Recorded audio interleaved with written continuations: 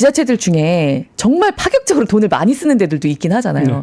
예를 들면 합계 출산율 제일 높은 걸로 이번에도 뽑힌 영광군 네. 같은 경우에 진짜 돈을 어마어마하게 주더라고요. 네. 그러니까 청년이 이제 신규 채용이 되면 그 기업하고 청년에 3년 동안 2,160만 원, 그리고 결혼만 해도 500만 원, 첫째 아이만 낳아도 500만 원 이렇게 돈을 많이 쓰는데 정책의 취지는 또 이해가 되나? 이게 또 지자체들 간의 치킨 게임이 될 수가 있고 지속 가능할까라는 그거 네. 예, 지금 지적 잘하셨는데 이게 예전에는요 이거를 네. 그냥 넘어가 줬어요.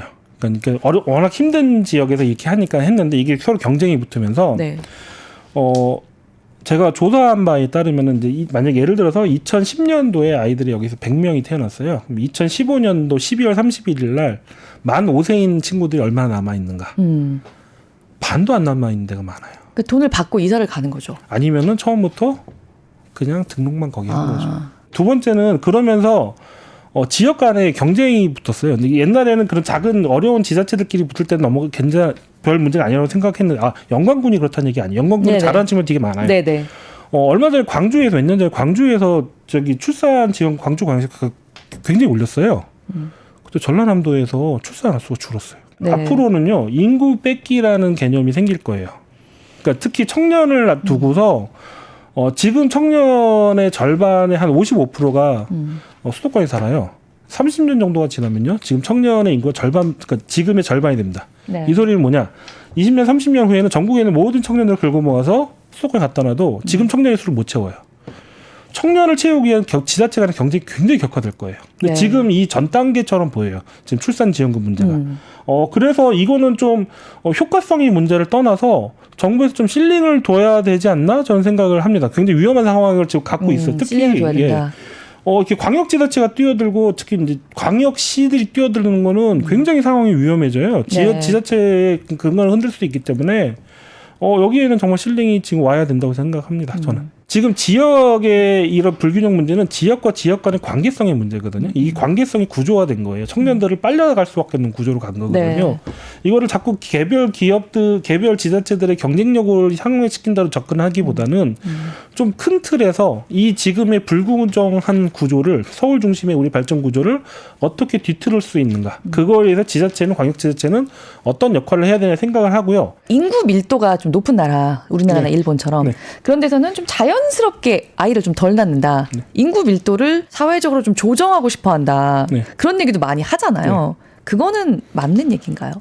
그게 이제 아까도 얘기했지만 그게 저랑 같이 연구하는 서울대학교 이제 보건대학원의 네. 인구정책연구센터가 처음 그 이론이 나왔어요. 전 처음 네. 반대했어요.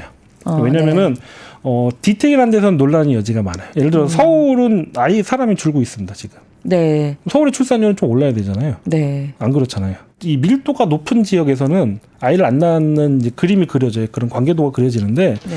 그럼 밀도가 높은 지역이 과연 그럼 경쟁의 지표인지 경쟁의 수준을 말하는지 아니면 경쟁의 결과일 수도 있잖아요.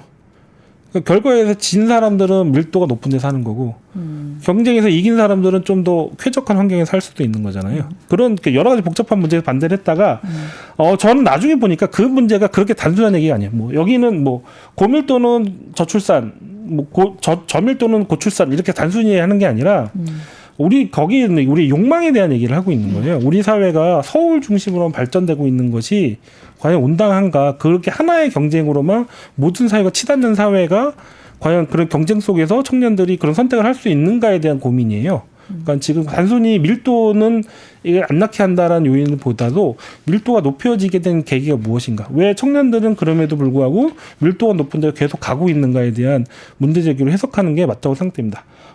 다시 말씀드리지만은 이런 수도권 집중이 저출산의 원인이라는 거는 100% 맞는 얘기입니다. 근데 사실 이미 거의 한 10년 가까이 2012년만 해도 48만 명이 태어났더라고요. 네. 근데 작년에 이제 20만 명대였죠. 그러니까 네, 48만 명 때도 이미 사실 그 전에 부모 세대랑 비교하면 절반인데 거기서 다시 그 10년 만에 또 절반이 됐어요. 네. 그래서 지금부터 진짜 우리가 유럽 국가들처럼 다시 출산율이 제고되는 상황이 온다고 하더라도 네. 저출산 고령화 전반적인 상황은 좀 피할 수가 없는 상황이잖아요. 그렇죠. 예.